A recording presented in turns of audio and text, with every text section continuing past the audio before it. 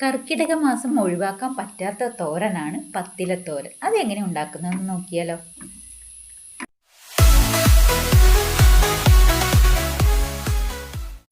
ഭക്ഷ്യയോഗ്യമായ ഏതില വെച്ചിട്ടും നമുക്ക് ഈ പത്തിലത്തോരൻ ഉണ്ടാക്കിയെടുക്കാം. ഒറ്റ തോരനിൽ തന്നെ 10 ഇലകളുടെ ഗുണവും നമുക്ക് ലഭിക്കുകയും ചെയ്യും. ഞാൻ അതിന് കുറച്ച് ഇലകൾ എടുത്തിട്ടുണ്ട്, നമുക്കൊന്ന് പരിചയപ്പെടാം.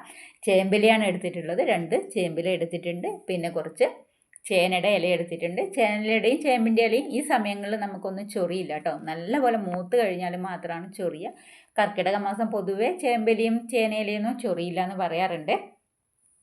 പിന്നെ എടുത്തിരിക്കുന്നത് ഇതാ നമ്മുടെ കുമ്പളത്തിൻ്റെ ഇലയാണ്. കുമ്പളത്തിൻ്റെ ഇലയുടെ ഈ നാര്, മുകളിലത്തെ ഈ ഉൾവശമുള്ള നാരൊന്ന് വലിച്ചു കളയണം. കുമ്പളത്തിൻ്റെ ഇലയുടേതും വലിച്ചു കളയണം, അതേപോലെ തന്നെ നമ്മൾ മത്തയുടെ ഇലയും വലിച്ചു കളയാറുണ്ട്.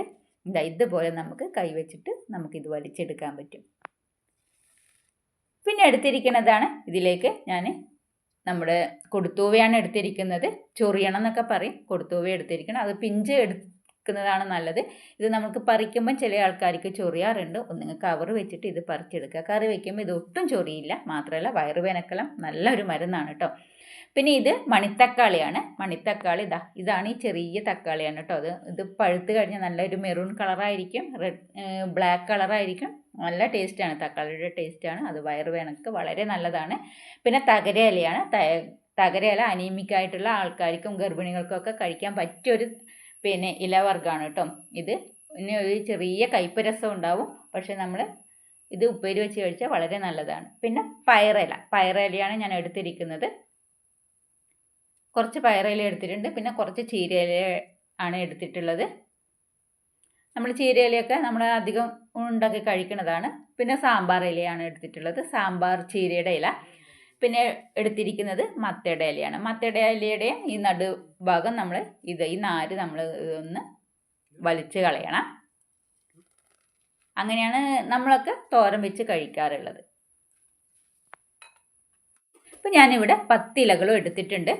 ഇത് നമുക്ക് കഴുകി വൃത്തിയാക്കിയിട്ട് ഇതിൻ്റെ വെള്ളമൊക്കെ ഒന്ന് വാരാൻ വേണ്ടിയിട്ട് വയ്ക്കാം. ഇനി ഇതിലേക്ക് ഒരു അരപ്പ് നമുക്ക് തയ്യാറാക്കി എടുക്കണം. അതിന് വേണ്ടിയിട്ട് കുറച്ച് തേങ്ങ എടുത്തിട്ടുണ്ട്. ഒരു അരമുറി തേങ്ങയാണ് എടുത്തിട്ടുള്ളത്. ഇനി ഇതിലേക്ക് ചെറിയ ഉള്ളി കുറച്ചിട്ട് കൊടുക്കുക. പിന്നെ ഒരു 5-6 വെളുത്തുള്ളി ചേർത്ത് കൊടുക്കുന്നുണ്ട്. പിന്നെ ഇത് കാന്താരി മുളകാണ്. ഇതിലേക്ക് ഏറ്റവും നല്ലത് കാന്താരി മുളകാണ് ചേർത്ത് കൊടുത്തിട്ടുള്ളത്.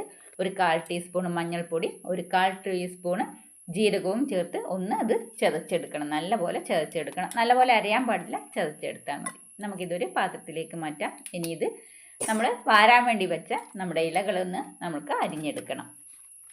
അപ്പോൾ ഞാനിത് ചെറുതായിട്ട് എല്ലാം കൂടെ ചേർന്ന് ഒന്ന് അരിഞ്ഞെടുക്കുന്നുണ്ട്.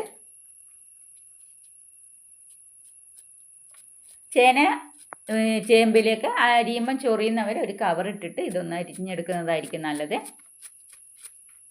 ഇതുപോലെ ചെറിയതായിട്ട് നമുക്കിതൊന്ന് അരിഞ്ഞെടുക്കാം. ഈ മാസമാണ് കൂടുതലും നമ്മൾ തൊടിയിലെയും പറമ്പിലെയും ഒക്കെ പലതരത്തിലുള്ള ഇലകൾ പറിച്ചിട്ട് നമ്മൾ തോരൻ വയ്ക്കാറുണ്ട്. കുറേ തോരനുകൾ, ഇത് 10 ഇല മാത്രമല്ല, ചിലപ്പോൾ അതിലും കൂടുതലുള്ള ഇലകളൊക്കെ ഇട്ടിട്ട് നമ്മൾ തോരൻ വയ്ക്കാറുണ്ട്. എല്ലാ ഇലകളുടെയും ഗുണം ഒന്നിച്ച് നമുക്ക് കിട്ടുകയും ചെയ്യും. അപ്പം ഞാനിതെല്ലാം അരിഞ്ഞെടുത്തിട്ടുണ്ട്. ഇനി നമുക്കിത് തോരൻ വയ്ക്കാൻ നോക്കാം. ഒരു പാത്രം അടുപ്പത്ത് വെച്ച് അതിലേക്ക് വെളിച്ചെണ്ണ ഒഴിച്ചു കൊടുക്കുന്നുണ്ട്. വെളിച്ചെണ്ണ തന്നെ നമുക്ക് ഈ തോരൻ വയ്ക്കാൻ ഉപയോഗിക്കണം. കടുക് ഇട്ട് കൊടുത്തു. കടുക് പൊട്ടി വരുമ്പോൾ ഇതിലേക്ക് പച്ചമുളകും ചെറിയ ഉള്ളി ചേർത്ത് കൊടുക്കുന്നുണ്ട്. 2 വറ്റൽമുളകും ചേർത്ത് ഒന്ന് വഴറ്റിയെടുക്കാം. ഒന്ന് ചെറുതായിട്ട് വാട്ടിയെടുത്താൽ മതി.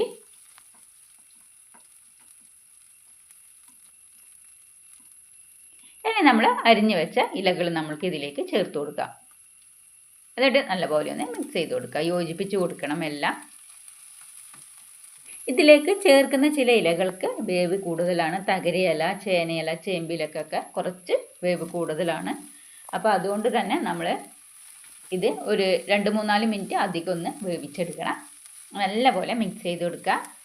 നല്ലപോലെ യോജിപ്പിച്ച് കൊടുത്തതിന് ശേഷം ഇതിലേക്ക് നമുക്ക് കുറച്ച് ഒരു 2 ടീസ്പൂൺ വെള്ളം കൂടെ ചേർത്ത് കൊടുക്കാം.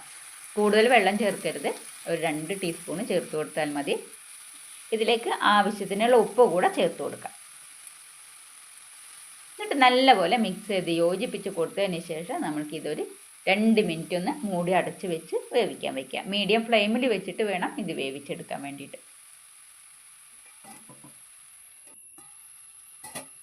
ഇപ്പോൾ 2 മിനിറ്റ് കഴിഞ്ഞ് ഞാനിതൊന്ന് നല്ലപോലെ ഇളക്കി യോജിപ്പിച്ച് കൊടുക്കുന്നുണ്ട്. 1-2 പ്രാവശ്യം മൂടി തുറന്ന് ഇത് ഇളക്കി യോജിപ്പിച്ച് കൊടുക്കണം. അപ്പോൾ ഞാൻ നല്ലപോലെ ഇളക്കി യോജിപ്പിച്ച് കൊടുത്തിട്ടുണ്ട്. അപ്പോൾ നമ്മുടെ തോരൻ ഇവിടെ റെഡി ആയിട്ടുണ്ട്. നമ്മൾ അരച്ച് വെച്ച അരപ്പ് ഇതിലേക്ക് ചേർത്ത് കൊടുക്കാം.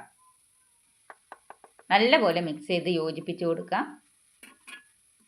വളരെ പെട്ടെന്ന് തയ്യാറാക്കി എടുക്കാവുന്ന ഈ തോരൻ എല്ലാവരും ഒന്ന് ട്രൈ ചെയ്ത് നോക്കൂ. നിങ്ങളുടെ പറമ്പിലൊക്കെ കിട്ടുന്ന ഭക്ഷ്യയോഗ്യമായിട്ടുള്ള നമ്മൾ കഴിക്കാൻ പറ്റിയ ഇലകൾ വെച്ചിട്ട് നിങ്ങൾക്ക് തോരൻ ഉണ്ടാക്കിയെടുക്കാൻ പറ്റും. ഈ ഇലകൾ മാത്രമല്ല വേറെ പല തരം ഇലകളുണ്ട്. നമ്മൾ കഴിക്കുന്ന പല പയറുവർഗ്ഗങ്ങളുടെ ഇലയൊക്കെ വെച്ചിട്ട് നമുക്ക് ഈ തോരൻ ഉണ്ടാക്കിയെടുക്കാൻ പറ്റും. അപ്പോൾ എല്ലാവരും ഒന്ന് ട്രൈ ചെയ്ത് നോക്കൂ. അപ്പോൾ ഇത് നല്ലപോലെ ഒന്ന് മിക്സ് ചെയ്ത് കൊടുത്ത് 1 മിനിറ്റ് ഒന്ന് മൂടി അടച്ച് വെച്ച് കഴിഞ്ഞാൽ തന്നെ നമ്മുടെ ഈ തോരൻ ഇവിടെ റെഡിയായി. അപ്പോൾ എല്ലാവർക്കും ഇഷ്ടമായി എന്ന് കരുതുന്നു. അപ്പോൾ വീഡിയോ ഇഷ്ടപ്പെടുകയാണെങ്കിൽ ഒന്ന് ലൈക്ക് ചെയ്യുക. സബ്സ്ക്രൈബ് ചെയ്യാതെയാണ് എൻ്റെ വീഡിയോ ഇതുവരെ കണ്ടിട്ടുള്ളത് എങ്കിൽ ഒന്ന് സബ്സ്ക്രൈബ് ചെയ്ത് സപ്പോർട്ട് ചെയ്യാനും മറക്കരുത് കേട്ടോ. പൊതുവെ ഈ പത്തില തോരൻ വയ്ക്കുക 30 വെള്ളിയാഴ്ച അല്ലെങ്കിൽ പോക്ക് വെള്ളിയാഴ്ച എന്ന് പറയുന്നത്. അതായത് നമ്മുടെ മാസത്തിൻ്റെ ലാസ്റ്റ് വെള്ളിയാഴ്ചയാണ് വെക്കാറുള്ളത്. എല്ലാ വീടുകളിലും ഇവിടെ നാട്ടുമ്പുറങ്ങളിൽ അങ്ങനെയാണ് കേട്ടോ വെക്കാറ്. നിങ്ങളൊക്കെ എങ്ങനെയാണ് വെക്കുന്നതെന്ന് ഒന്ന് കമൻറ്റ് ചെയ്യൂ കേട്ടോ.